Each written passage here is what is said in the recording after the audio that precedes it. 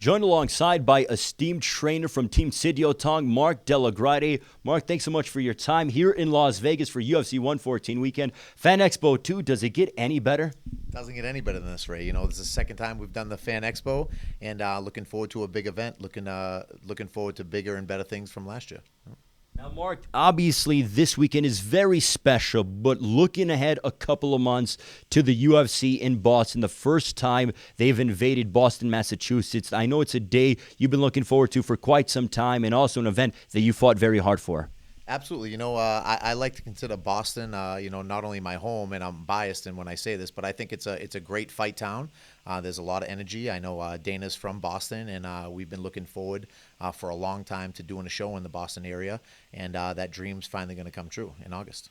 Is this sort of a homecoming for you and Dana? I know that you are in the Massachusetts area, things along those lines. I've seen a lot of guys come in and out of your gym. Dana's from Boston as well. But what does it mean for you to have the first event in Boston, basically your hometown? It means a lot to me, Ray. The having MMA events in the Boston area for quite a long time was kind of like the Wild Wild West. There was no rules. We were going from town to town looking for sanctioning and approval. We were making up rules as we went. It was really difficult to legitimize our sacred sport. And, with the great help of Dana and Lorenzo and Zuffa Corporate, they came in, they stepped in, and they helped us not only legitimize the sport, but bring it to the Boston area. I like to consider Boston a fight town. There's a lot of energy, a lot of energy, not only in the fans, but in the people of New England. And, we were working long and hard for this for a long time, and it's a true testament to everybody's hard work and dedication and true passion to the fans and the people behind us that it's finally a dream come true. It's coming to Boston, and it's real now. It's going to happen. UFC Fan Expo is crazy here. Obviously, this is the second time here, but they're also doing UFC Fan Expo in Boston. How insane is that going to be? That's going to be huge for me. I'm hoping to get on board and do a seminar, as we say in Boston, and looking really forward to that.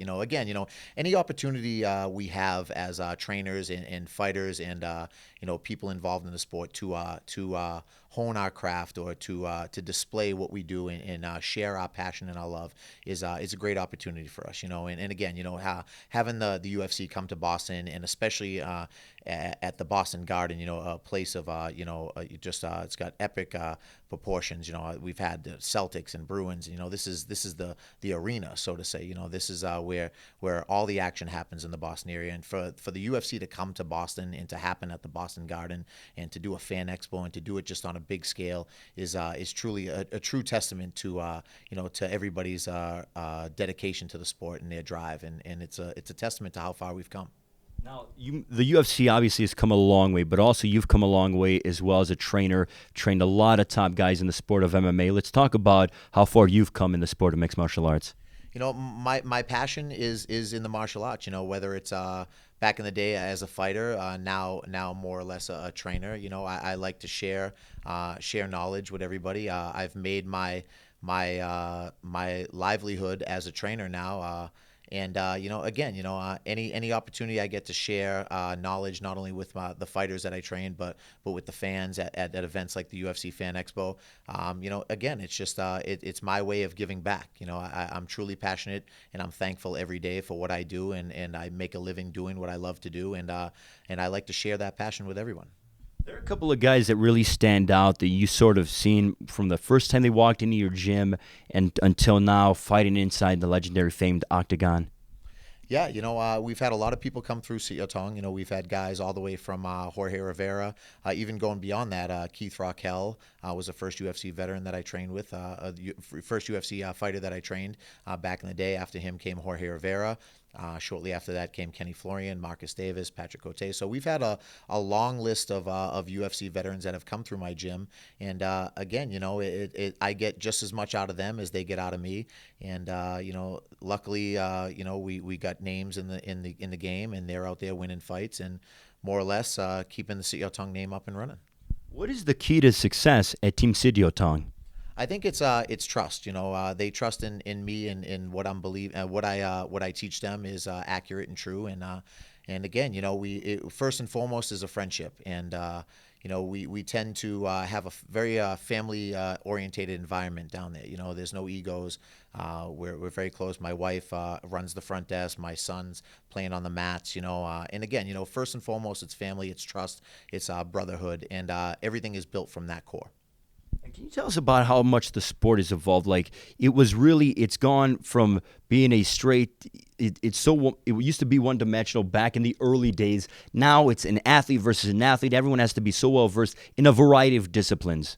Yeah, back in the day when the phone used to ring and Joe Silva was on the other end, we had certain matches. It was a little easier to prepare for matches back then. There were guys that grappled well and guys that strike well, and they would match up in certain ways. But now what's happening is everybody's good at everything, basically. And all these fighters are well-rounded, and they're all equally prepared. So the game has evolved not only in terms of spectating and from a fan's perspective, but in terms of from a coach's perspective and how to get these fighters ready. It's a lot more in-depth now. These fighters are much more well-rounded, and a lot more goes into training a fighter in his preparation during camp.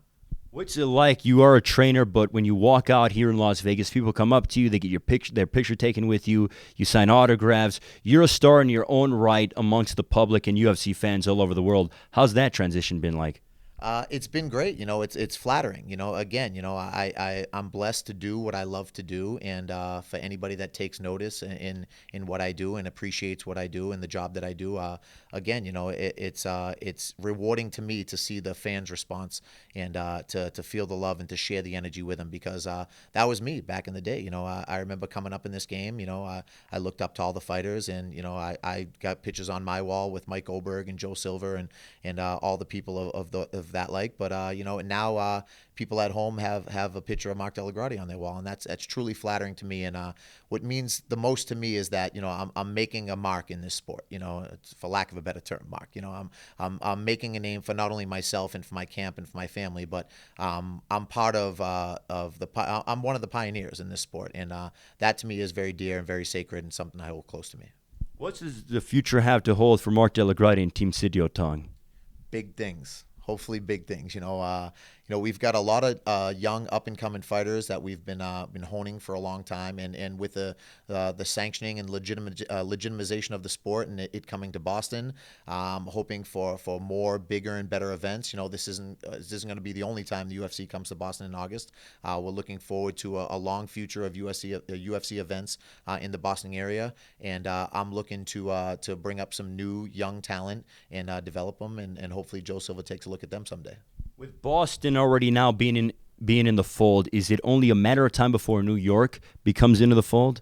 Yeah, being a Boston native and having a bit of a rivalry with New York, we were in a bit of a race to get there before New York did, and I'm happy that we beat them to it. But I think it's just a matter of time, not only before New York catches on, but every other state catches on. I think what we're doing is contagious and it's addictive, and I think it's only a matter of time before everybody catches on and realizes that what we're doing is legitimate and the sport is moving in the right direction. And I think that eventually everybody's going to catch on, and you'll see the UFC come to every state in America. We're obviously looking forward to the UFC in Boston. Should be an amazing night of mixed martial arts action. But on Saturday night, there is business at the helm. UFC 114, Rampage Rashad, Mark DellaGrotte. Who do you have? I think I'm going to have to go with the fans and just say that, I'm just looking for a fight. That's all I'm looking for. I don't think that either one of these guys is going to show not to fight. I know that there's a lot of bad blood between them. We saw it built up on the show. The fans have been waiting, as well as myself, for a long time. I was in Memphis hoping for that main event to happen. It didn't happen. So, again, I think regardless of the outcome, I think it's going to be a great fight, and I think the fans are going to finally get what they deserve. Mark, greatly appreciate it. I know you're going to have fun in Boston, counting down the days to that, but have fun during the Fan Expo and also during UFC 114. It was a pleasure. Pleasure's all mine. Thank you. Cup kun cup. Mark DellaGrotte from Team Sidio Tong joining us.